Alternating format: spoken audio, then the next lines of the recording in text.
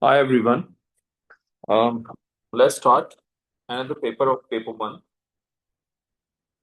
Multiple choice is level chemistry, June 2025, variance 11. We have done variance 12 in the last video. Let's start with variance 11. Now, according to this first question, ICl reacts with water in a redox reaction. Redox reaction is a reaction in which oxidation and reduction takes place simultaneously. Examiner is looking for the numbers of V, X, and Z in the correctly balanced equation. So technically, it's a trial and error sort of question in which we need to apply option A, then option B, C, and option D. And obviously, let's start with option A. Let me write the equation first. This is ICl 3 plus H2O. This is HCl plus HI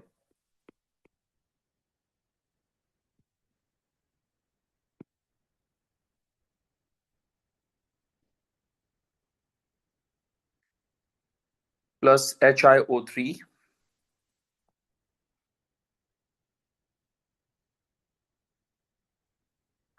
and then HClO3.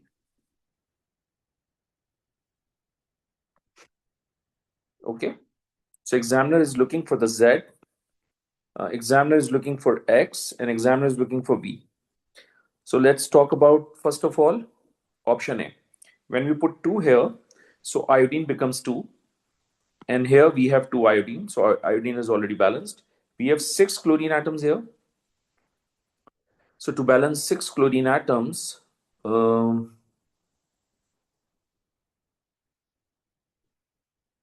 X needs to be 8 here. Okay. So how many chlorine atoms here? 8 chlorine, and this one is 9 chlorine, whereas we have 6 chlorine here. So chlorine is not balanced. Obviously, option A is going to be incorrect. Let's talk about option B. Let's put 2 here, and X is HCl. Let's put 5 here. Okay. And Z is 1. This is also 1. This is also 1. So let's balance the equation. We have 2 iodine here. So this is first iodine, this is second iodine. Iodine is balanced. We have 6 chlorine atoms here. We have 5 chlorine atoms here and 1 chlorine atom. So 6 chlorine atom. Let's talk about hydrogen atom. We have 5. This one is 6. This one is 7. This one is 8. So I'll put 4 here. So 8 hydrogen atoms balanced. How many oxygens we have? 5. And how many oxygens we have? 6. So oxygen is not balanced, which means option B is also incorrect option. Okay. Let's talk about option C. Let's put 3 here, 8 here, 1 here, and 1 here. So how many iodine atoms here? 3. And we have how many iodines? Okay, 3. So I'll put 2 here. So iodine is 2, iodine is 1. So total 3 iodine on the product side. We have 3 iodine on the reactant side. Iodine is balanced. We have 9 chlorine atoms here. Let's count chlorine atom. 8 chlorine atom here and 1 chlorine atom here. So chlorine is balanced. Let's talk about hydrogen atoms here. 8 hydrogen and 2, 10 hydrogen, 11, and this one is 12. So I'll put 6 here. So hydrogen is balanced. We have 6 oxygen atom here. Let's count oxygen. 3 oxygen here, 3 oxygen here. So total 6 oxygen on the product side. So this equation is balanced from all the perspective, which is why C is going to be the right answer. Okay. I hope it makes sense to you. The rate of reaction between a reactive metal and an excess of dilute acid is investigated. The total volume of hydrogen gas produced is recorded every 30 seconds for 3 minutes. The average rate of reaction during the first 30 seconds is P. So the average rate can be calculated by using the total volume of hydrogen gas collected, and it's going to be 64 cm3. So let's find the rate from here. 60 cm3 divided by 30 seconds. So 60 divided by 30 seconds is going to be 2.13. Similarly, the average rate of the reaction during the last 30 seconds is Q.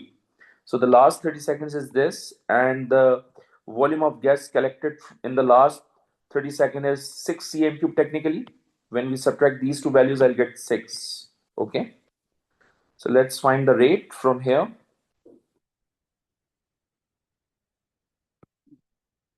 6 divided by 30 is going to be 1.93. 6 divided by 30. Oh my god. 6 divided by 30 is. Oh, my bad. This is 0.2. 60 divided. Oh my god. Wait. This is 64. What I'm doing. So 64 divided by 30 is going to be 2.133. That's correct. 2.133 minus 0.2 is going to be 1.93. So examiner is looking for the value of P minus Q. So the value of P is 2.13 and the value of Q is 0.2. When we subtract these two values, so 2.13 minus 0.2 will get 1.933.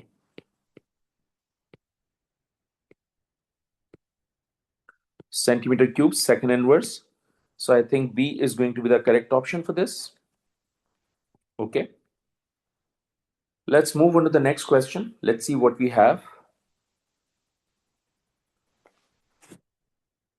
In the diagram, curve X was obtained by measuring the volume of oxygen produced during the decomposition of 100 cm3 of 1 mole per dm3 hydrogen peroxide. A catalyst of manganese 4 oxide was used. By the way,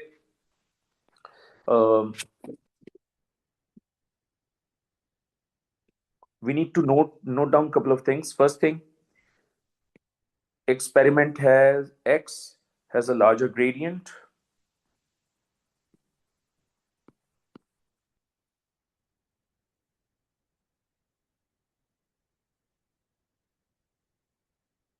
So it has higher rate of reaction.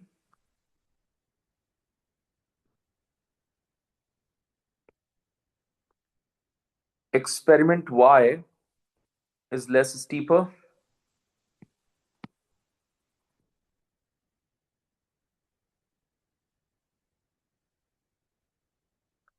So it has lower rate of reaction.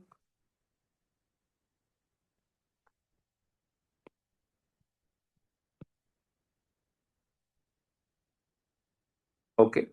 One more thing, the amount of gas collected in experiment Y is slightly greater than the amount of gas collected in experiment X. So volume of gas is slightly greater in experiment Y. All right. So let's talk about the options now. Which alteration to the original experiment conditions would produce curve Y? Uh, Option D is incorrect because examiner is talking about curve Y, and curve Y has a less steeper curve, which means it has a lower rate of reaction. This indicates if we rising the temperature or if we raise the temperature, obviously kinetic energy increases. Kinetic energy increases, collision frequency increases, and so rate of reaction increases. So if we increase the temperature, obviously rate of reaction increases, but the curve shows that the rate of reaction is lower than experiment X, and therefore option D is going to be the incorrect option. higher rate of reaction,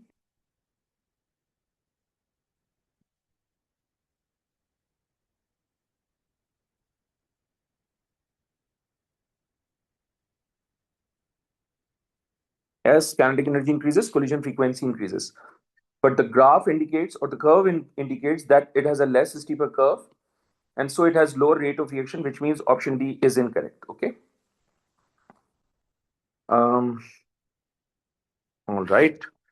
Adding water. Let's talk about water. So the decomposition of hydrogen peroxide has this sort of equation. All right. So if we add water, it increases the dilution factor, and this favors the equilibrium towards left-hand side. When equilibrium favors towards left-hand side, obviously volume of oxygen decreases.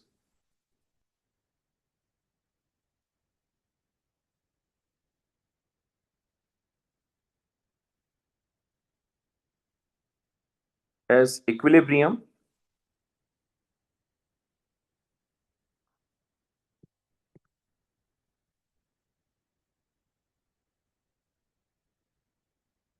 favors towards left-hand side, whereas the sketch shows that volume of Y, the volume of oxygen in experiment Y is slightly greater, which means option C is also incorrect.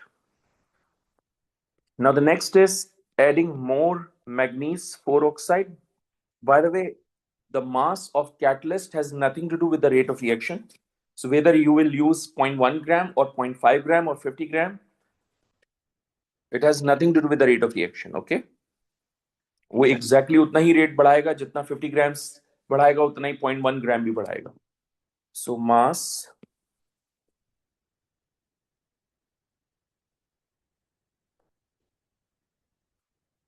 of catalyst has nothing to do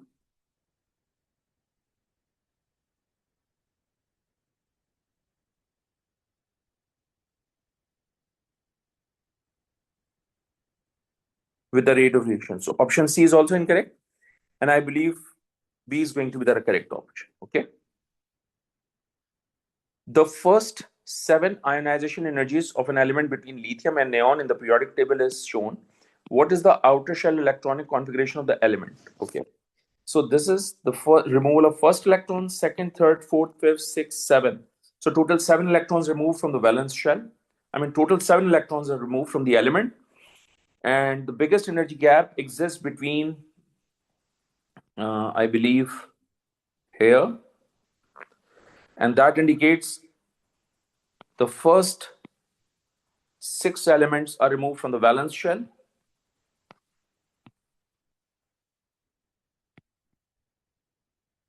These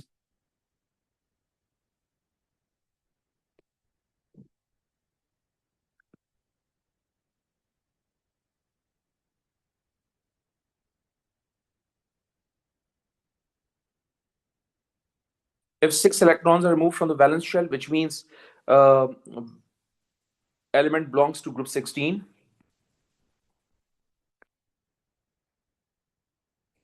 and group 16 has 6 valence electrons. So 2 electrons are found in the s orbital, 4 electrons are found in the p orbital. So the valence shell configuration of this element is going to be s2p4. Let's check which one is s2p4. This one is incorrect, this one is incorrect, this is s2p4, and therefore C is going to be the right answer. Okay. And obviously option D is also wrong because it belongs to group 18 of the periodic table.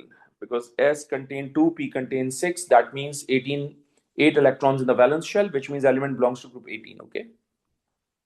So this element belongs to group 2, this element belongs to group 13, this element belongs to group 18, but this element belongs to group 16, and therefore C is going to be the right answer. That's an alternative explanation for this question. Okay. Next is the reaction of hydrogen with oxygen is shown. Which expression corresponds to the standard enthalpy change of this reaction? Well, that's an easy question. So this is 2H2 plus O2 arrow 2H2. Now we have hydrogen and we have oxygen.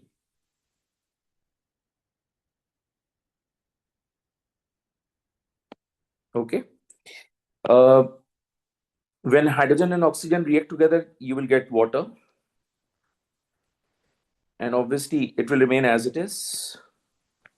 We need to find the delta HR, that is enthalpy change of reaction for this question. The standard enthalpy change of formation of this is given. And since water has 2 moles, so formation is going to be into 2. Well, this is diatomic, this is diatomic, this is diatomic, this is diatomic, and the standard enthalpy change of formation of diatomic molecules is always 0. Make a clockwise arrow in the thermochemical Haseloff cycle. By the way, this value is going to be positive, this value is going to be positive, this value is going to be negative, equals to 0. Let me arrange these values. Standard enthalpy change of reaction plus 0 minus standard enthalpy change of formation of water into 2 equals to 0. Then standard enthalpy change of reaction equals to delta standard enthalpy change of formation into 2. So that's the expression I believe is going to be the correct one. Let's check which one has this option. Option A is going to be the correct option. Okay. I hope it makes sense to you.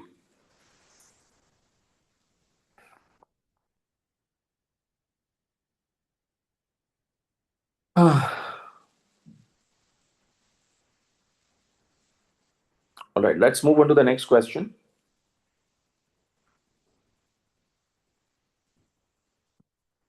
P is a compound that burns in excess of oxygen to give carbon dioxide and water only. 2.20 gram of P contain 1.20 gram of carbon and 0.20 gram of hydrogen. When P is added to solution of sodium carbonate, bubbles of gas are seen. When sodium carbonate is used, carbon dioxide gas is given off.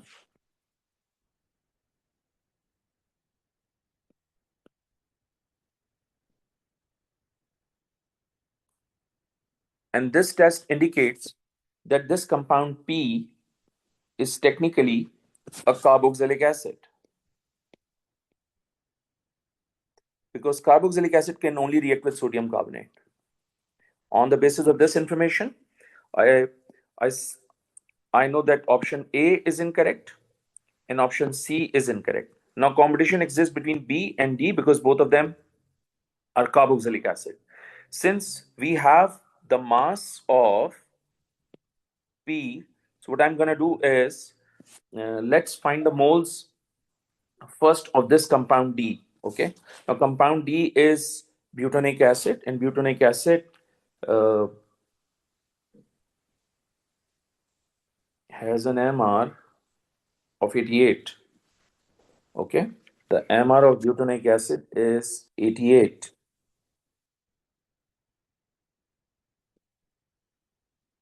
Okay, let me check again. 1, 2, 3, 4. 12 times 4 plus 32 plus 8. 88, yes.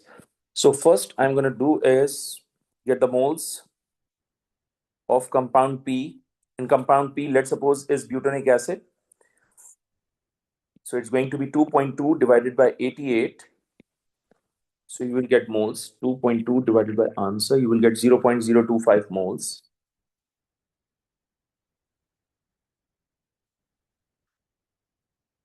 You know, when butanic acid is burnt, it will give you carbon dioxide. And obviously, we know that compound P and carbon dioxide has 1:4 ka ratio. If you make an equation, you can find this relationship, okay? Because this compound has 4 carbon atoms, which means it releases 4 moles of carbon dioxide. So 1 mole of this compound releases 4 moles of carbon dioxide. That's what I'm trying to explain it here. So when we have 0.025 moles, so moles of carbon dioxide is going to be into 4.1 mole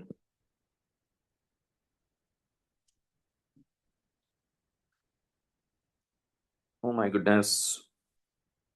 Uh,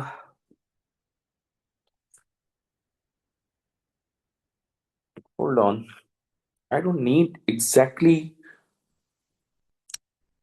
Do I need carbon dioxide? Oh, hold on. Multiply with 12. Oh, that's easy. Oh my goodness. So moles of carbon dioxide equals to moles of carbon, because carbon dioxide has one carbon atom, so ratio is going to be 1:1. So mass of carbon is going to be moles of carbon into 12. 12 is the AR of carbon. Moles is 0.1 into 12. So it's going to be 1.20 gram, and this mass is given here. So that means it's correct. Okay. Let's talk about hydrogen now. Um,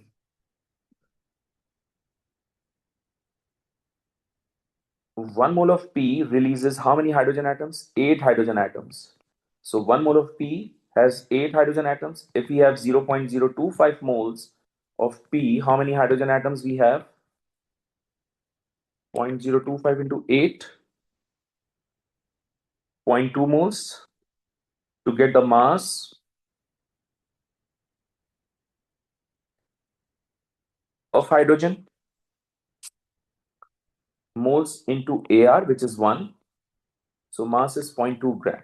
So mass of hydrogen is also given 0.2 gram. That means uh, these two values comes only from option D, and therefore option D is going to be the correct answer. That indicates option B is also incorrect, because I'm not going to get 1.2 and 0.2 gram from this option. Okay. I hope it makes sense to you, but that's a very good question. आप इसमें ये भी कर सकते थे, आप carbon dioxide की बजाय आप डायरेक्टली यहाँ 4 कार्बन एटम्स लेकर भी काम कर सकते थे, तो एक स्टेप आपका टेक्निकली सेफ हो जाता बस, but it's all right, no problem. Substance W has a physical properties shown. Which substance is W?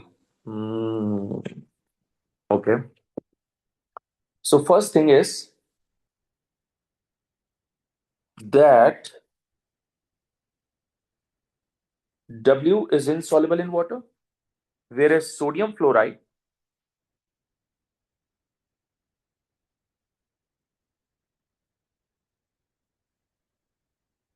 is soluble in water, which is why option D is incorrect. Now the next is, in liquid, it has a good electrical conductivity. Silicon dioxide can't conduct electricity in liquid or even in solid, which means option C is incorrect. Next is, in solid is a poor electrical conductivity. Iron in solid has good electrical conductivity, because all metals are good electrical conductor both in solid and in liquid. Solid has good electrical conductivity.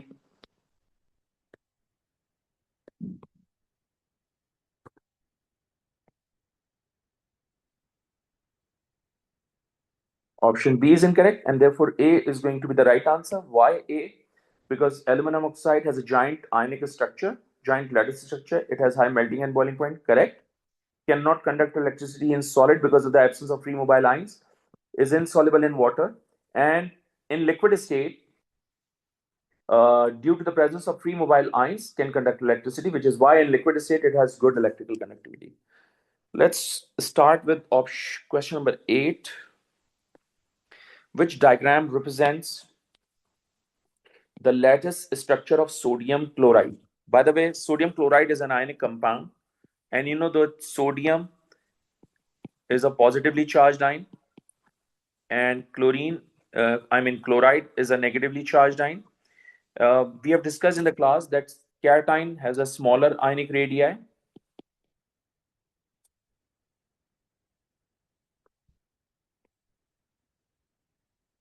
and chloride ion has a larger ionic radii.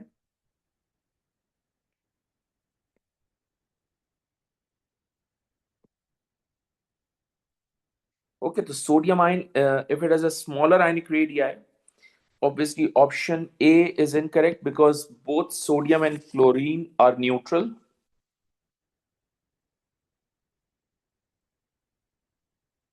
Which is why option A is incorrect.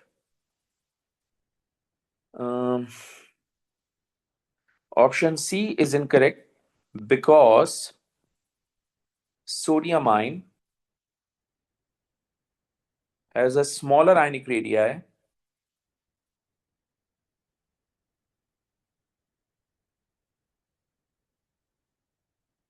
whereas over here we have bigger ionic radii, which means it is incorrect. Option D is incorrect also because chloride has a larger ionic radii,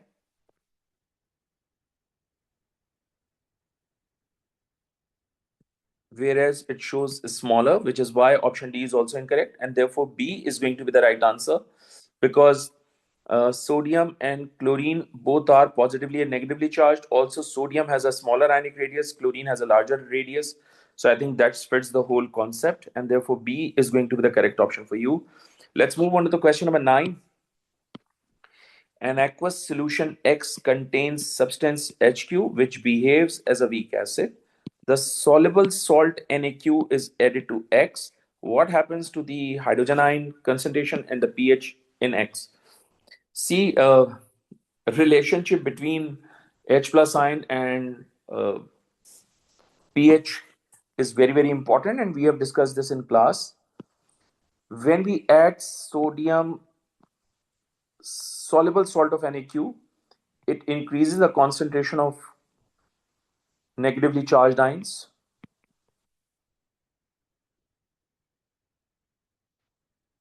Adding NaQ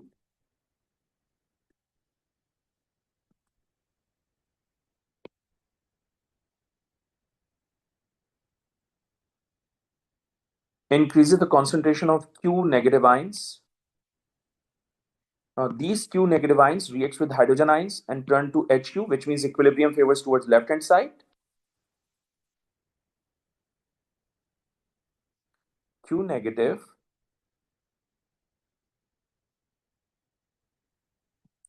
reacts with H plus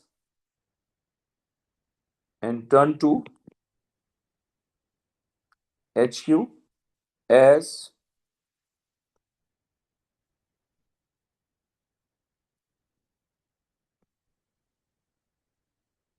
equilibrium favors towards left hand side. As a result, concentration of hydrogen ion decreases.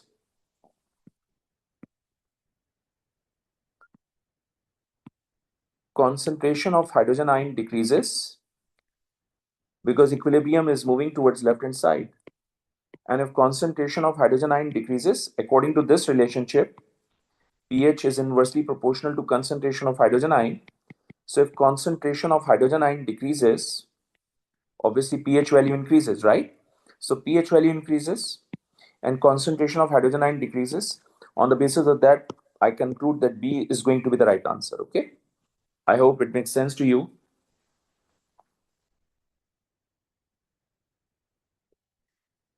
Oh, let's move on to the next question. Dinitrogen tetraoxide decomposes reversibly, and again, this reaction is endothermic. Okay. An equilibrium mixture of N2O4 and NO2 gases is placed in a closed container under standard condition.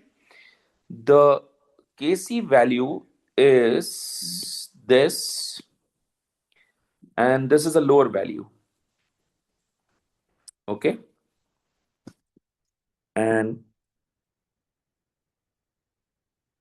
lower value of Kc means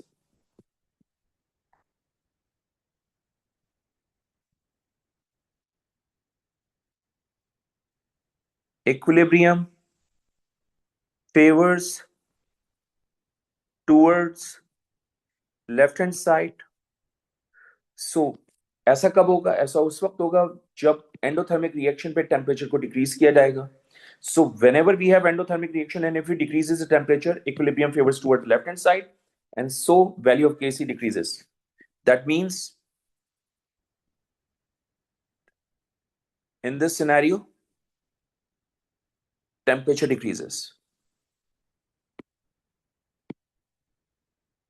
Okay. Now in the next part of the question, the conditions are changed. Under the new condition, the value of Kc is higher. Which change in conditions occur? So this higher value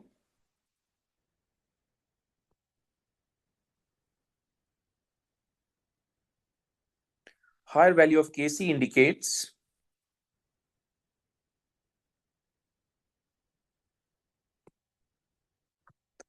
equilibrium favors towards right hand side,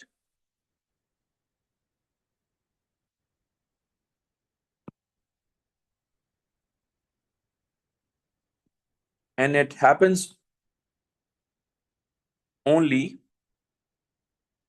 if temperature in endothermic reactions increases.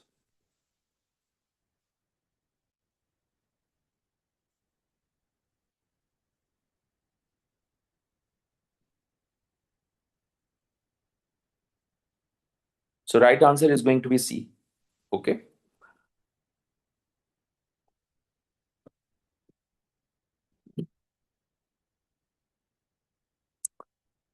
Okay, question number 11. 50 cm cube of 0.1 mole per dm cube sulfuric acid and 100 cm cube of 0.1 mole per dm cube NaOH both are reacted together in an insulated vessel. Both solutions are at a temperature of 20 degrees Celsius before mixing. After mixing, the temperature rises and the highest temperature reached is 29 degrees Celsius. The energy released in the reaction goes into the raising the temperature of the aqueous reaction mixture. Heat capacity is given. Value of the enthalpy change of neutralization determined from this experiment. Okay. Uh, so that's an easy piece of question. I must say. First of all,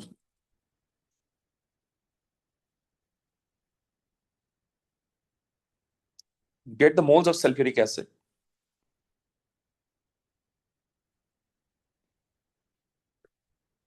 Volume is 50. Concentration is 1 divided by 1000. So moles is going to be how much? Let me calculate. 0.05, I believe. My bad. 50 divided by 1000. 0.05 moles. Okay. Take out the moles of NaOH. We know the volume, which is 100. We know the concentration, which is 1 divided by 1000.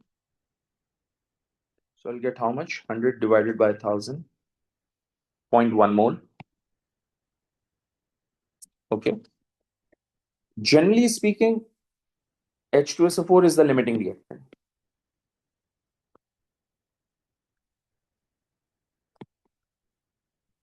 Because it has less moles, okay? Let me write the equation between NaOH and sulfuric acid. Sulfuric acid is a diabasic acid. And I've told you in the class, whenever diabasic acid is used, the ratio is going to be 2:1. So it's going to be sodium sulfate and water. Okay.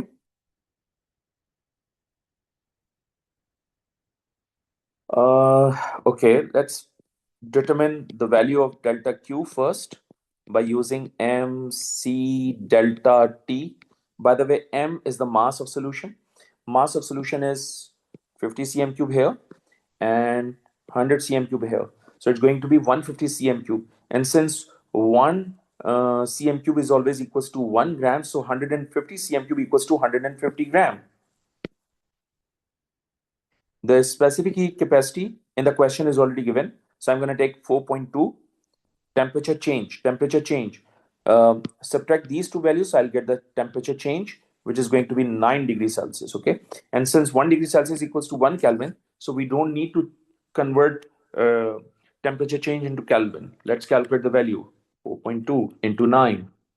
It's 5670 joules. Convert it into kilojoules. Divide by 1000. 5.67 kilojoules, okay? See, sulfuric acid is the limiting reactant. So 0.05 moles of sulfuric acid gives you 5.67 moles. So when we have 1 mole, because we want to calculate the enthalpy change of neutralization, and whenever we talk about enthalpy, it has to be in the 1 mole, okay? So 5.67 divided by 2, it's going to be 2.835. Am I hold on 150 into 4.18 into 9, 5643.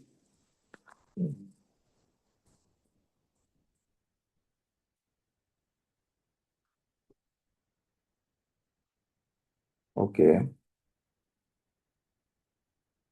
so 5.67 divided by 0.05 is going to be 113.4 kilojoules.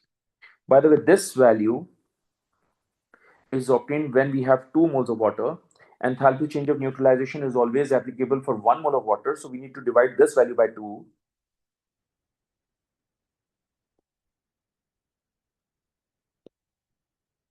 So it's delta Hn is 113.4 divided by 2 for 1 mole of water.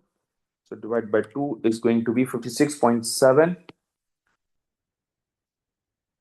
kilojoules per mole. I know J has to be, K is small and J is capital in kilojoules, but that's the answer, 56.7.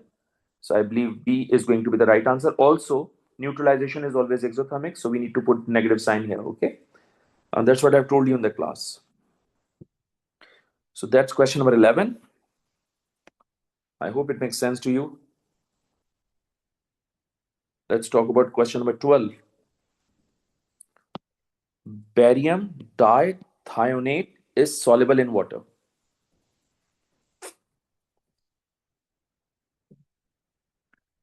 Okay, so I have to get the periodic table. Barium is 137.3. Okay, and sulfur is 32.1, and oxygen is 16. Okay, so first of all, let me take out the MR of this compound.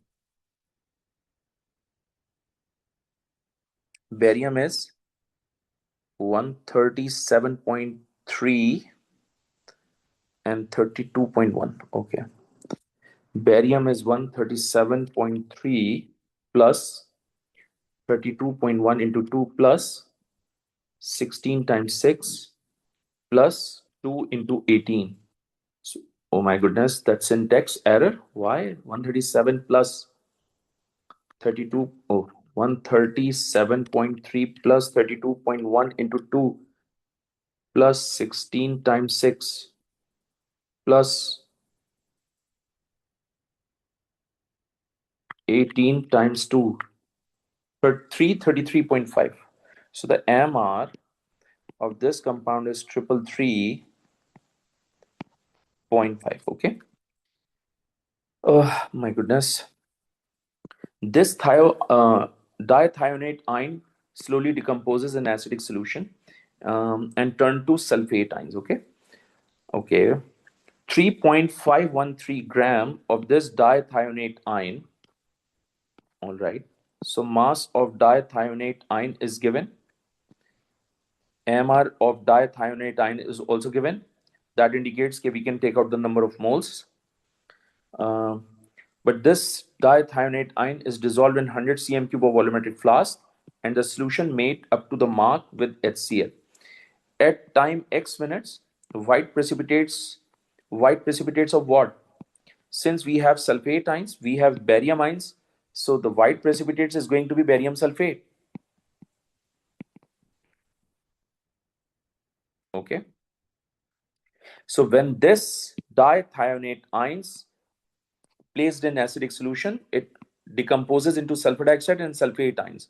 Since solution contains barium ions also, solution contains sulfate ions also, they will combine together to give barium sulfate. So the white precipitates of barium sulfate is going to be 0.661 gram is present in the flask. Again, I have to take out the MR of barium sulfate. So 137.3 plus 32.1 plus 16 times 4. Hold on. 137.3 plus 32.1 plus 16 times 4.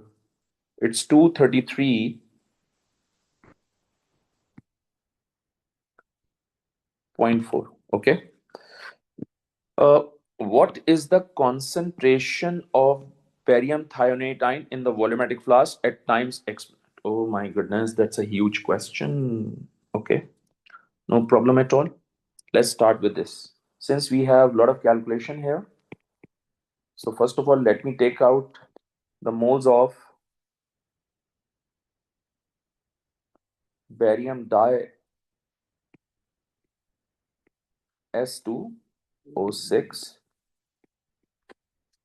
So it's basically 3.513 divided by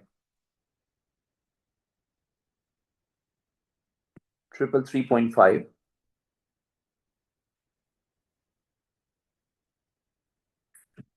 Check. 3.53 513 divided by 333.5, 0.0105 moles.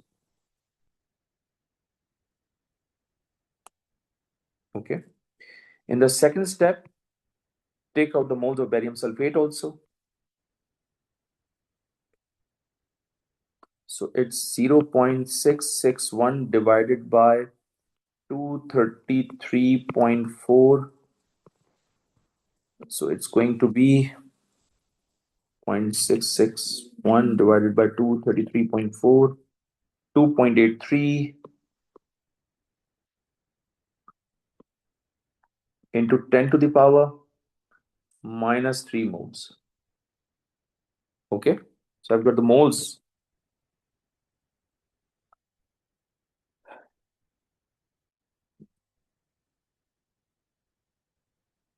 These are the initial moles of this. These are the initial moles of barium dithionate, and these are the moles of barium sulfate after the reaction. So when we subtract these two values, I'll get the moles of barium dithionate, which will react with HCl, right? So moles of barium dithionate reacted with HCl. So it's 0.0105 minus 2.83 into 10 to the power minus 3 moles. So the moles of this is going to be how much? 0.0105 minus 2.83 exponent minus 3 is going to be 7.67 into 10 to the power minus 3 moles of barium dithionate in 100 cm cube of volumetric flask. Okay, we need to get the concentration. To get the concentration, let's compare it with 1000. So if 100 cm cube of this solution contains 7.67 into 10 to the power minus 3 moles, so when we have 1000 cm cube, so concentration is going to be into 1000 divided by 100, 0.0767 molar. Molar means mole per dm cube. So my right answer is 0.0767. So 0.0 0.77. The right answer is going to be C. Okay. Question number 13. The diagram shows two containers of methane connected by a closed step. Okay. Each container has a volume of 1 meter cube, 1 cubic meter, I mean. So the volume of this container is 1 cubic meter, and the volume of this vessel is also 1 meter cube. Okay. So technically the total volume, oh, I don't know, the total volume is, the tap is open. Okay. When the tap is open, the molecules are mixed together, and so the total volume is going to be 2 meter cube. Okay. So when the tap is open, gaseous molecules are mixed.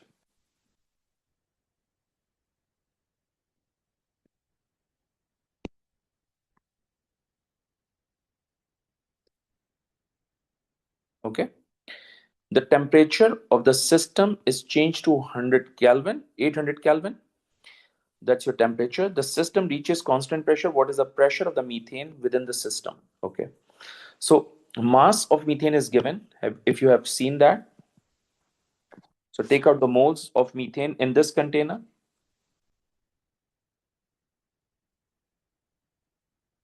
So it's 16 divided by 16. 16 is the MR, so it's going to be 1 mole. And the mass of methane in this container is also given. So take out the moles of methane in this container divided by 16. So you will get 6 moles. So when you open the tap, the moles obviously is going to be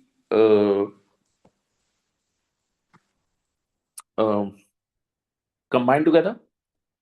Is mole going to be the moles going to be added? So total moles after opening the valve is 7. Okay. So temperature is given, moles is given, volume is given. We can find the pressure by applying the PV equals to nRT expression. N is 7. R value is fixed, which is 8.31. Temperature is given, which is 800 Kelvin. Divided by volume. Volume is 2 meter cube. So the pressure is going to be how much? Hold on. 800 into 8.31 into 7. It's going to be 46536 and divided by 2. So it's 23268 Pascal. Examiner is looking for the answer in kilopascal. So we know that 1 kilopascal equals to 1000 Pascal. So when we have 23268 Pascal, so kilopascal is going to be divided by 1000, 23.268 kilopascal and 23.3. I think 23.3 is the right answer. So technically A is going to be the right answer. Okay. Question number 14. Which statement about 3p orbital is correct? Examiner is looking for the 3p orbital. Examiner is not saying subshell. Okay. When we talk about subshell, then we can say it can hold maximum 6 electrons. Since examiner is talking about the orbital, so orbital can accommodate only 2 electrons, which means option A is incorrect. Next, it has the highest energy orbital with the principal quantum number 3. When the principal quantum number is 3, that means you have 3 different subshells. The first one is S, the second one is P, and the third one is D. And D subshell has higher energy than P, which means this option is also incorrect. Next, it is at a higher energy level than a 3s orbital. That's true, but has the same shape. That's incorrect. S has a spherical shape, P has a dumbbell shape. The shape is not going to be the same. Again, C is incorrect. If A wrong, B wrong, C wrong, The correct option is going to be only D. Let's talk about D. It is occupied by one electron in an isolated phosphorus atom. That's true. Why? Let's write the configuration of phosphorus here. Phosphorus has an atomic number of 15. Let me write it down the short configuration in terms of 10 in instead of using 10 electrons, I've written neon. This is 3s2 and this is 3p 3. So this 3p orbital contain one electron. So this is one electron, this is one electron, this is one electron. So I believe D is going to be the right answer. Okay. Let's move on to the next page for next question. In which pair do both species have the same shape? Same shape. So this is 109.5 degree angle.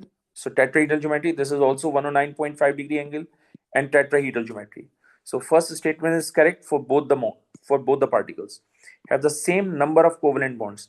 Methane has 4 bonds and ammonium also has 4 bonds. So both the particles have same number of bonds, both the particles have same bond angle, which means both the particles have same shape also, that is tetrahedral, and therefore A is going to be the correct answer. Let's talk about this one.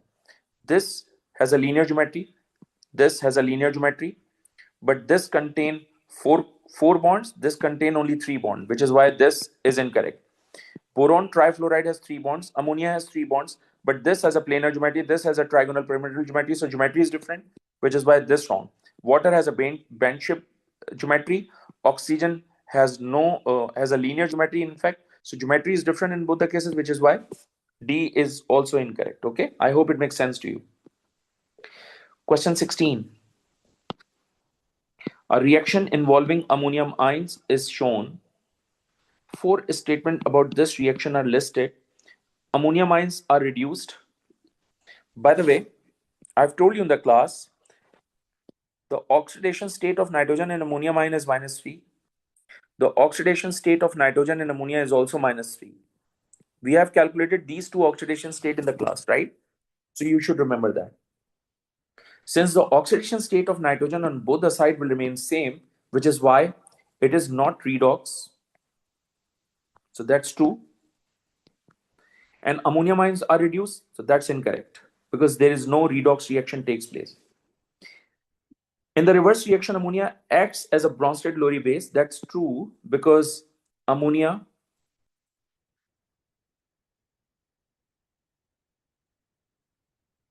is proton acceptor. So when it accepts proton from water, it will turn to ammonium ion and hydroxide ion. So second statement is correct. The ammonium ion and the ammonia molecule have same bond angles. By the way, that's totally incorrect because ammonium ion has a bond angle of 9.5 degree, whereas ammonia has an angle of 107 degree. So both the angles are different, which is why option third is incorrect. And therefore 2 and 3, 2 and 4 are the correct option, and therefore C is going to be the right answer. Okay. Question number 17. Which reduction process occurs on the surface of the catalytic converter? Well, catalytic converter has two different reactions. The first one is oxidation of carbon monoxide. And I have told you in the class that platinum promotes the oxidation of carbon monoxide, whereas examiner is written reduction of carbon monoxide. That's incorrect. And then we have another equation, which is 2NO plus 2CO arrow 2CO2 plus N2, and that's reduction of NO, and that's true.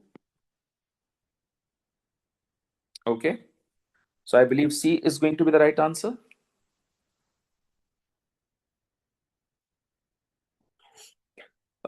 These two reactions takes place in the catalytic converter. The reduction of carbon dioxide and reduction of carbon dioxide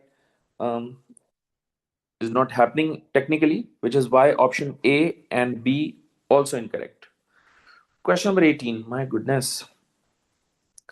3 statements about the halogens, chlorine, bromine, and iodine and their compounds are listed. The halogen with the highest boiling point has atoms which forms the strongest bond to hydrogen. Okay. Hmm.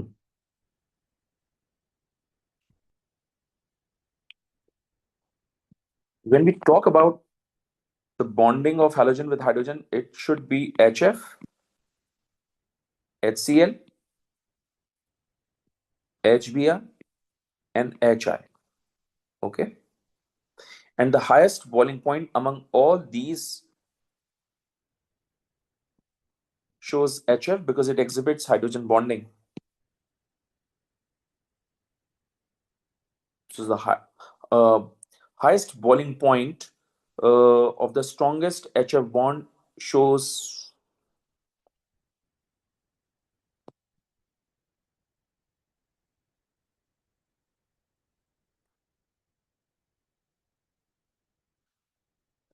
uh, I don't think so. Uh, that's a very tricky statement. I mean, HF is going to be there, and HI also has the highest boiling point because it exhibits strong van der Waals forces.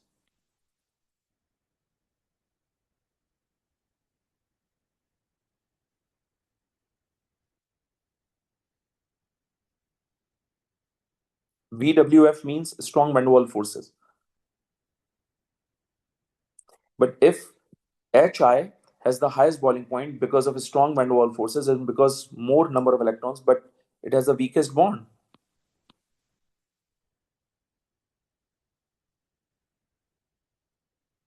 Because of the higher bond length. Examiner is saying strongest bond. So strongest, not possible. I think examiner is looking for the, oh my bad, hold on. Examiner is looking for the van der Waals forces technically. So HI from let me conclude this statement. From HF to HI, number of electrons increases. So strength of van der Waals forces increases, and therefore boiling point increases. So HI has the highest boiling point, no doubt. But examiner is saying it has the strongest bond to hydrogen. That's not possible because when we move from HF to HI, bond length increases, which weakens the covalent bond, and therefore HI has a weaker bond as compared to HF. So that's not gonna work. So this statement is wrong. The halogen with the strongest instantaneous dipole-dipole attraction forms the most thermally stable hydrogen halide. By the way, Hi has the strongest van der Waals forces, but it has the weakest bond. Uh, and since it has the weakest bond, which means it can decompose easily, so it's not going to be the most thermally stable compound, and therefore option 2 is also incorrect. The most volatile element most rapidly oxidize the most volatile element.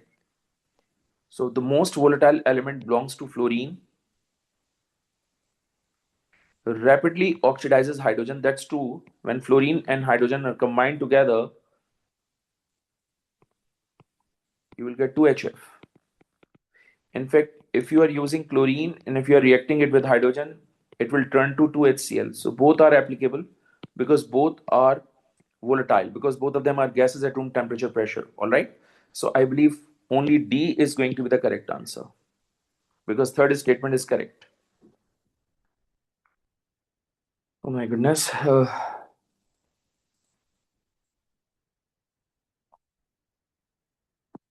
Question number 19. Which reagents or reagent and conditions will oxidize chlorine into compound containing chlorine with a +5 oxidation state? When chlorine reacts with hot concentrated NaOH,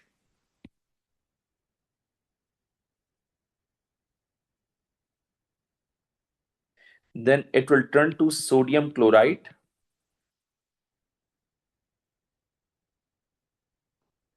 sodium chlorate 5 and water, and this sodium chlorate 5 has an oxidation state of +5 in this compound. So I believe D is going to be the right answer. Okay. Question 20 seems like it is a repeated question. I think if you have seen my topical past paper booklet, you have seen that this question came in long time back, somewhere around 2005 or 2012, in between 2005 and 2012. So I think it's a repeated question. Okay. So examiner has given us two different things. The first one is electron negativity. The second one is first ionization energy. Let me draw the ionization energy thing.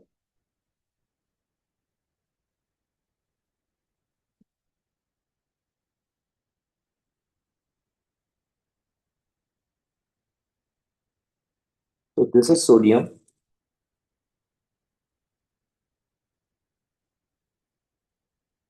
This is magnesium. This is aluminum. This is carbon. And this is silicon. So that's the ionization energy trend, which we have done in the class. So silicon has the highest first ionization energy. So silicon has the highest first ionization energy. It's correct. It's also correct because ionization energy is highest. It's incorrect. And obviously it is also incorrect. So option C and D both are incorrect. So competition exists between A and B. Now silicon से कम किसकी ionization energy है aluminium की aluminium से ज्यादा किसकी है magnesium की और सबसे कम किसकी है सोडियम की so that trend actually gives the information about the first ionization energy, right? So across the period electron negativity increases. Sodium has the least value of electron negativity. Magnesium has let me write it down the values also. Sodium has an electron negativity of 1.0. This one has 1.2. This one has hold on. Um,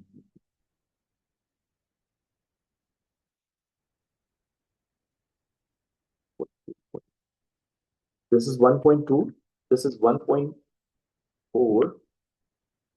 1.6, and then 1.8.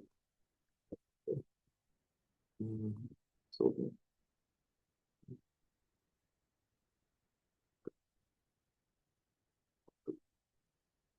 so that's the answer, I believe. Yeah.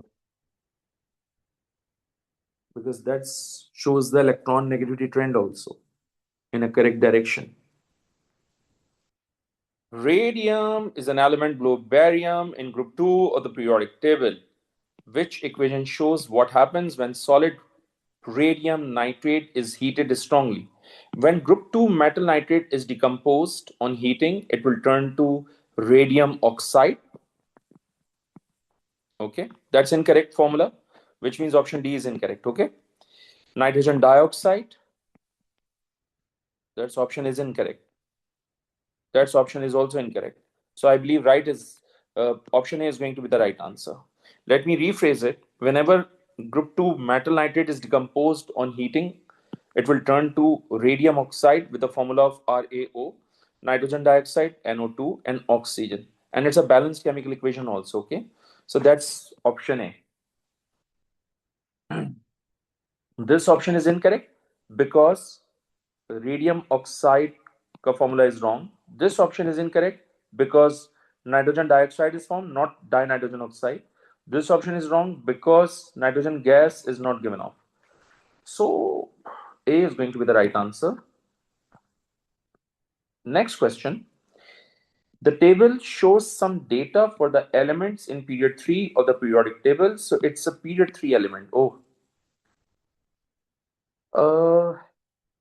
Sodium, magnesium, and aluminum have good electrical conductivity because they are metal, they contain C of mobile electron. Silicon has a poor electrical conductivity, whereas phosphorus to argon cannot conduct electricity because of the absence of free mobile electron. Also, from phosphorus to argon, they have simple molecular structure with uh, van der Waals forces. Okay. Also, okay, let me read the statements first.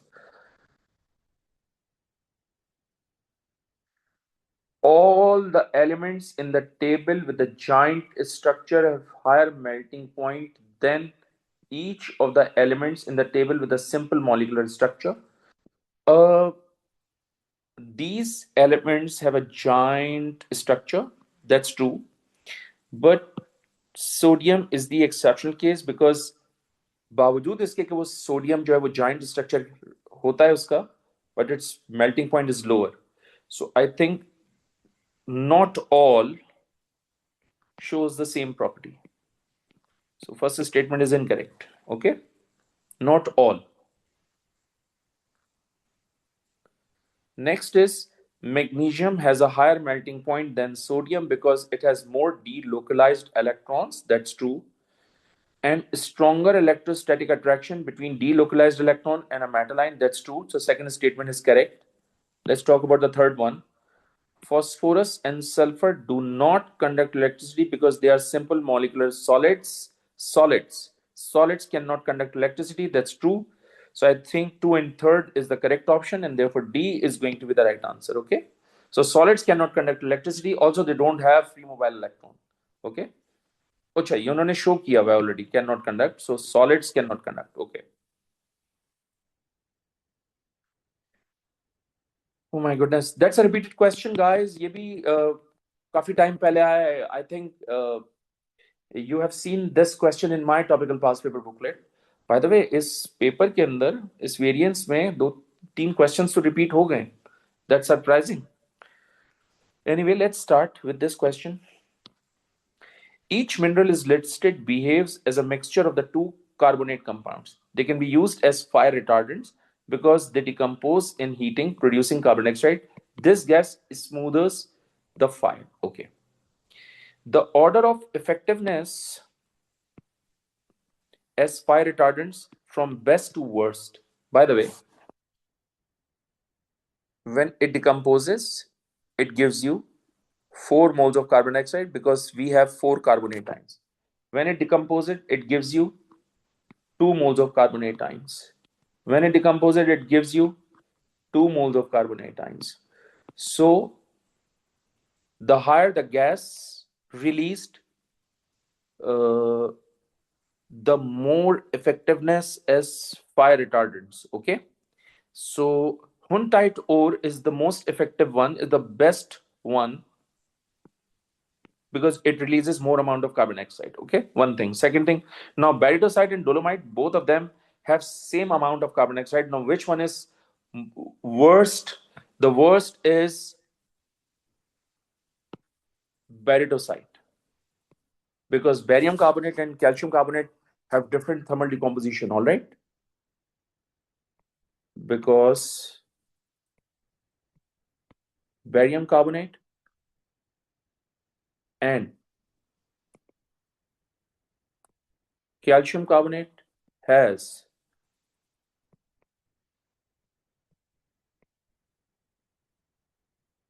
different thermal decomposition temperature, which means barium carbonate cannot decompose on heating easily as compared to calcium carbonate. So technically, it releases this much amount of carbon dioxide, but on a different temperature. Okay. So worst is barytosite because of the thermal decomposition. So right answer is going to be D, obviously. Dolomite can decompose easily because calcium and magnesium carbonate decomposes because calcium and magnesium carbonate are back to back, so they don't require much temperature for decomposition. They can easily decompose on heating. So Huntite is the most easiest one and the most effective one. Dolomite is basically the middle one, and barytosite is the worst one. Okay, so D is going to be the right answer. That's an interesting question, guys. Question number 24. Compound X contains two period 3 elements Y and Z. Okay. Compound Q reacts with water to form only two products, a slightly soluble hydroxide and compound Q. Slightly soluble hydroxides, okay.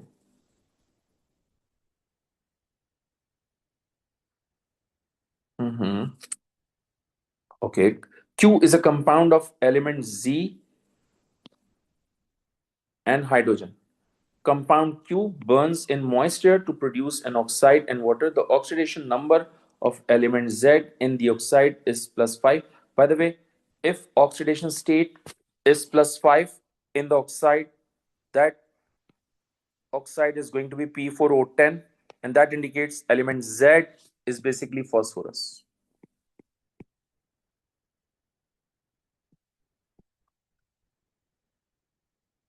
One thing for sure, that element Z is phosphorus because when it forms an oxide with, it shows +5 oxidation state, and that represents P4O10. Okay.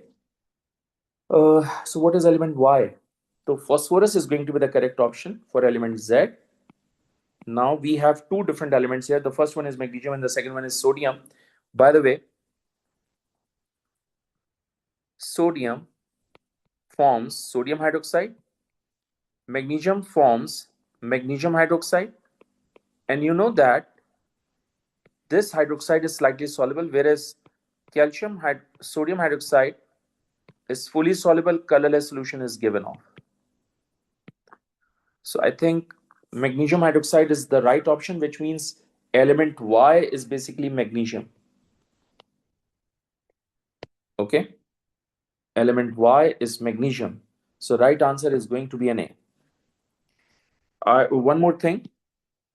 Examiner is saying categorically that this forms a slightly soluble hydroxide. Sodium hydroxide is fully soluble. It will give you a colorless solution. Magnesium hydroxide is slightly soluble. It will give you a suspension form of liquid, which I've told you in the class. So I think element Y is magnesium and element Z is phosphorus. And so A is going to be the right answer. Question number 25. The reagents are listed. Which reagent reacts with pure ethanoic acid to give solution containing ethanoate ions? By the way, ethanoic acid is soluble in water. When it is soluble in water, it will give you an ethanoate ions. Ethanoic acid is an acid, and all acid reacts with sodium carbonate to give sodium ethanoate. So you will get ethanoate ions from sodium carbonate as well. But when you use lithium aluminum hydride, it will turn to propanol, which is primary alcohol. So you will not get ethanoate ions from lithium aluminum hydride.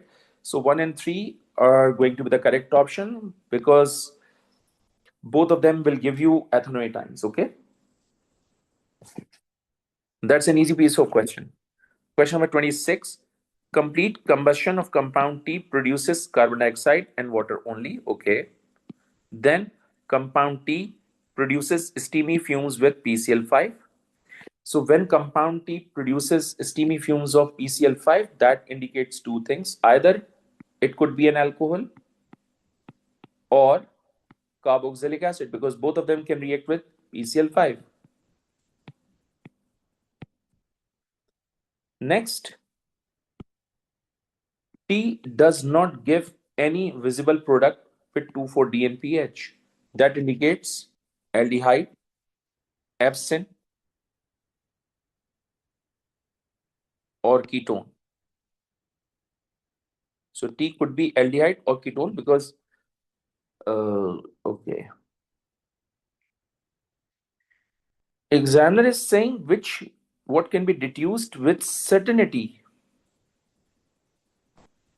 from this information.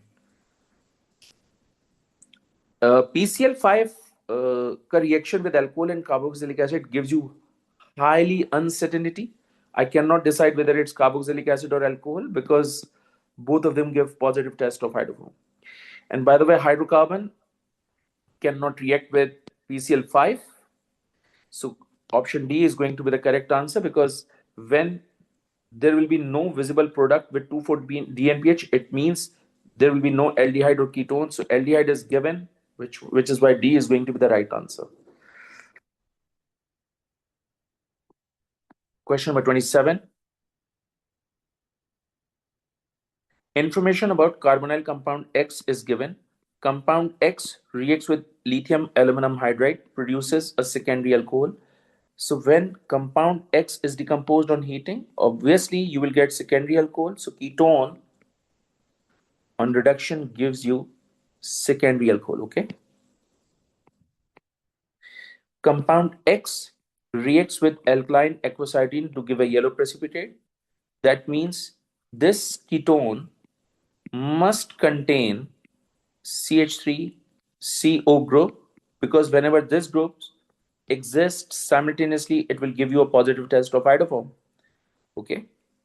So whenever we have this group, it will give you a positive test of hydroform, which means it is going to be the ketone. So option A is incorrect because it is an aldehyde. Option C is incorrect because it is an aldehyde. Option D and option B. Let me write down B. This is CH3, CO, CH2, and CH3. Let's talk about D. Pentane 3-one. CH3. 3-one means third carbon is carbonyl carbon. Fourth, and this one is fifth. Now, this option is also incorrect because this compound doesn't have this group. So when CH3CO group does not exist, there will be no positive test of hydroform, which means pentane 3-one will not give positive test of hydroform, and therefore B is going to be the right answer. Why B? Because butanol contain this group and it will give you a positive test of hydroform. Question number 28. This is another repeated question. An organic compound J reacts with an excess of sodium to produce an organic ion with a charge of -3. Okay. When we talk about sodium ion,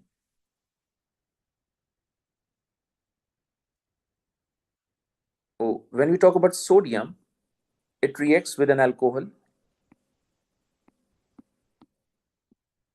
or it reacts with a carboxylic acid.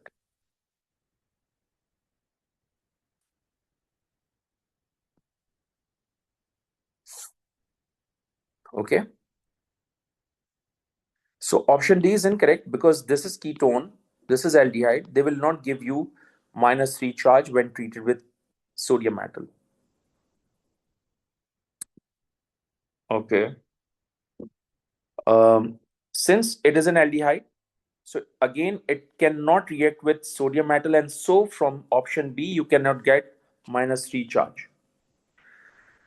First thing. Second thing, this is alcohol, can react with sodium metal. This is alcohol, can react with sodium metal. This is carboxylic acid, can react with sodium metal, and so you will get -3 charge from it. Okay. This is carboxylic acid, can react with alcohol. This is alcohol, can react with sodium.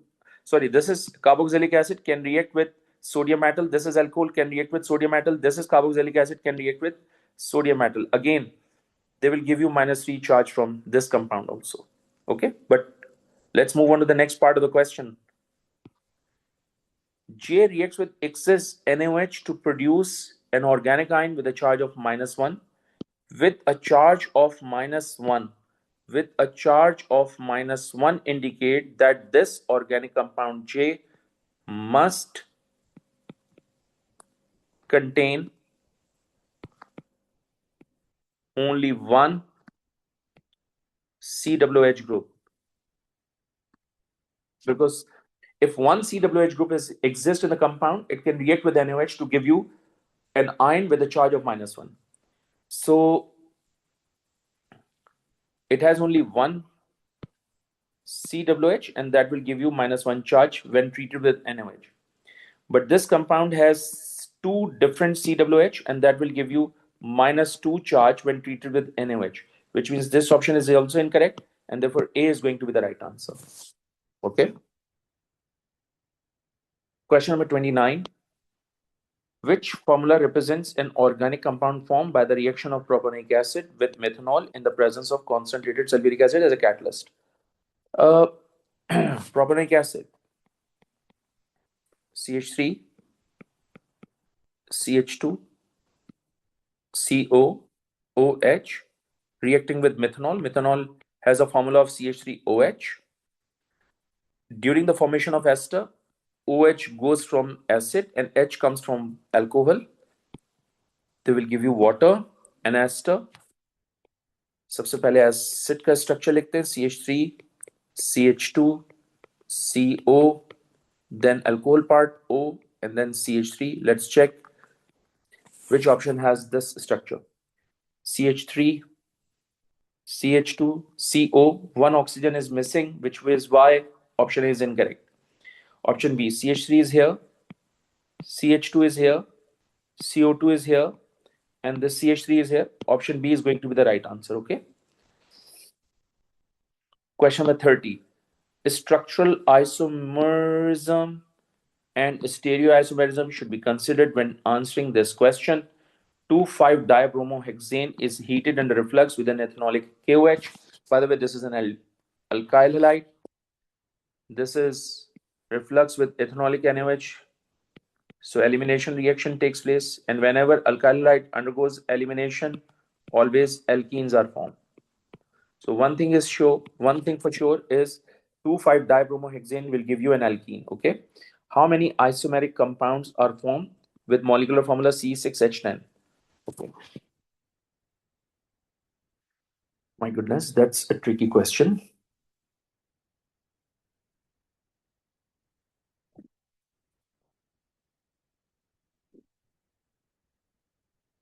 This is CH3, CH, CH, CH1, 2, 3, 4, 5, and this one is CH3. Examiner is saying that we have second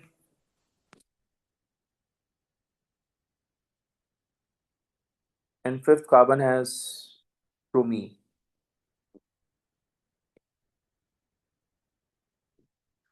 So elimination takes place from this carbon atom, also this carbon atom. So both these carbons undergoes elimination to give an alkene.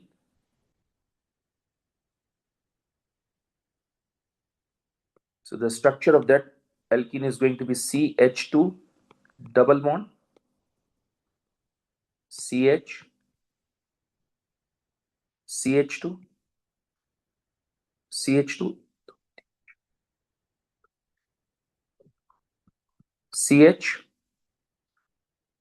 double bond, CH2. Okay, that's the alkene, guys. Oh my goodness. From this, I can write this structure also because it is a positional isomer, right?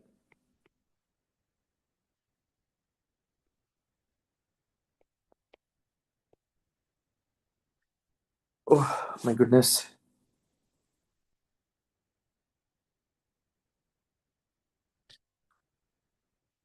Let me write it down. That's a lot of working. This is CH3. This is CHBr.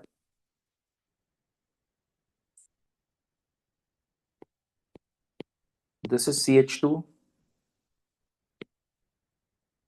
This is CH2. This is CHBr. And this is CH3. Okay. Elimination takes place from this carbon atom and this carbon atom as well. So double bond exists between these two carbon atoms, right? So let me write down the structure so that you can have an idea. CH3, CH, double bond CH, single bond CH, double bond CH, and then CH3. My goodness. So you need to learn the elimination reaction. Okay, you have to know the entire concept so that you can handle this question within 1 minute. All right, that's a lot of working. So this is the first isomer, guys. And since two similar groups are present with the same double bonded carbon atom, so it doesn't show geometrical isomerism. It doesn't show geometrical isomerism. Okay, so that's the first structural isomer.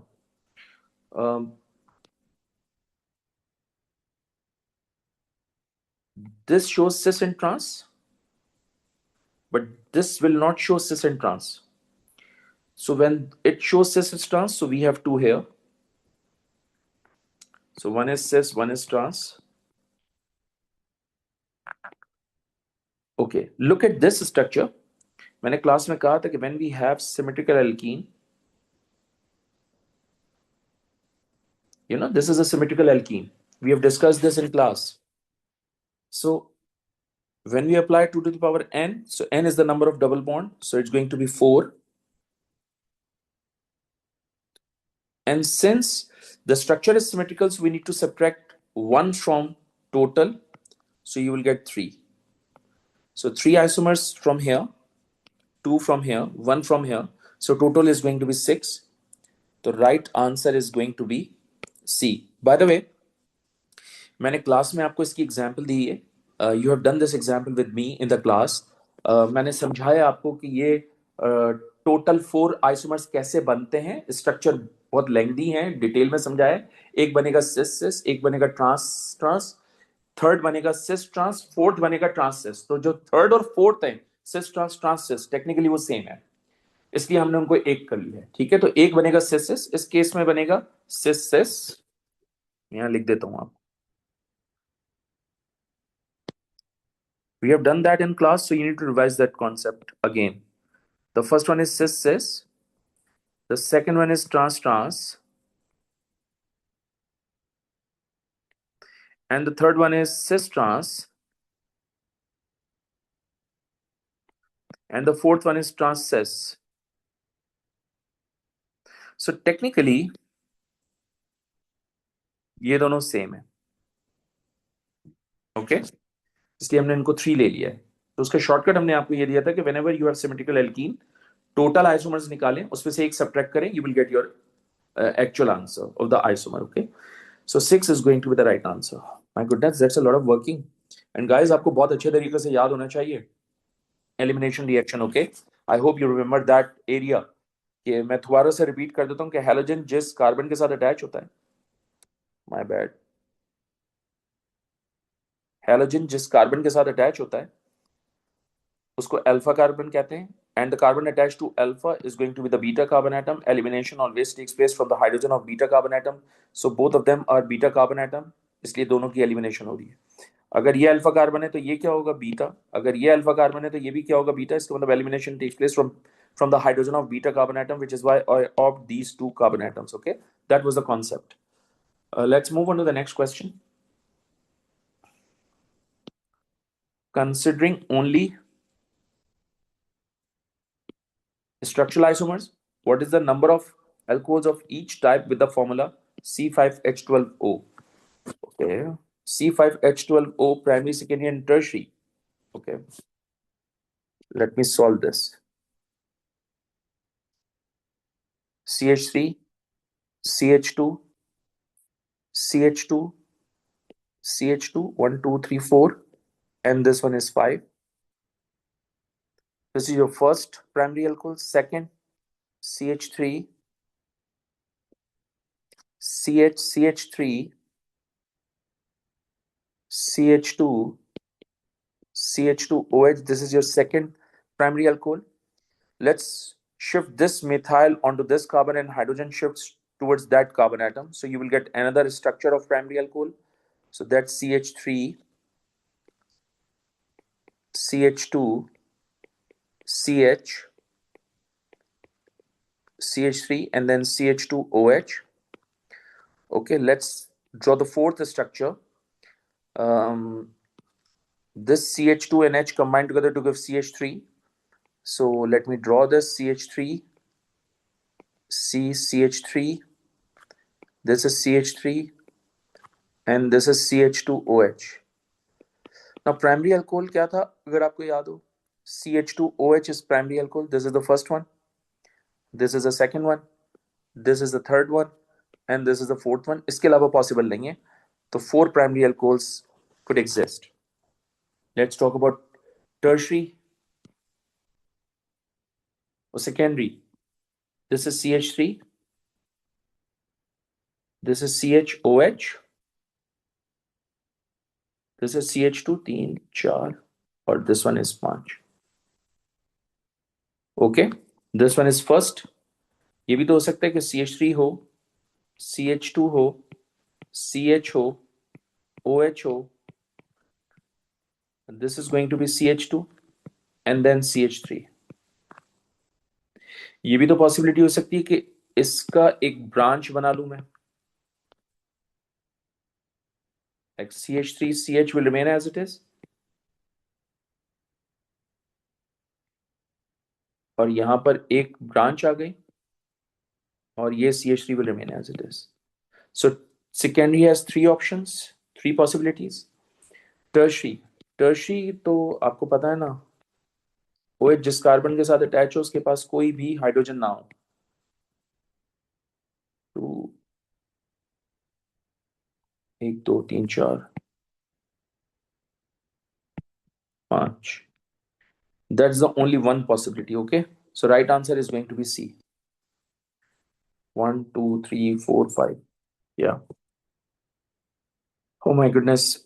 Which structure represents part of the polymer chain of PVC?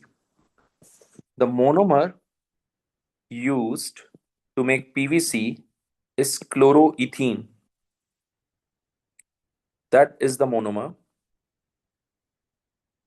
used to make PVC.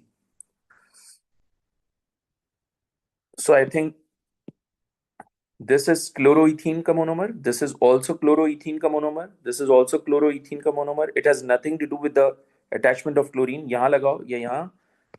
It doesn't make any difference because as long as it is attached to the same carbon atom, आप ऊपर लगाएं या नीचे लगाएं, it doesn't make any difference. So I believe A is going to be the right answer. That's a very easy question, guys. Since this monomer has only one chlorine and this monomer has 2 chlorine, which means this option is incorrect. Same criteria for option D. We have only one chlorine. This shows 2 chlorine atoms. Okay, this represents chloroethene. This represents chloroethene also, but this represents ethene. So PVC बनाने के लिए ethene नहीं चाहिए. So ये monomer attach गलत attach किया हुआ है, which is why option C is incorrect. Okay. 33. That's another question जो कि repeat हुआ है from the previous past papers. A possible mechanism for the exothermic hydrolysis of 2-chloro-2-methyl propane is shown. 2-chloro-2-methyl propane is a tertiary alkyl halide, and tertiary alkyl halide always undergoes SN1 reaction. SN1 reaction always takes place in 2 steps. The first one is slow, the second one is fast. Now slow has a higher activation energy and fast has a lower activation energy. So slow, fast, higher activation energy.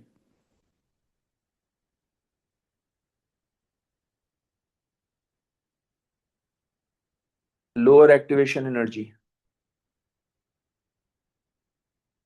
Graph of 2 humps is obtained.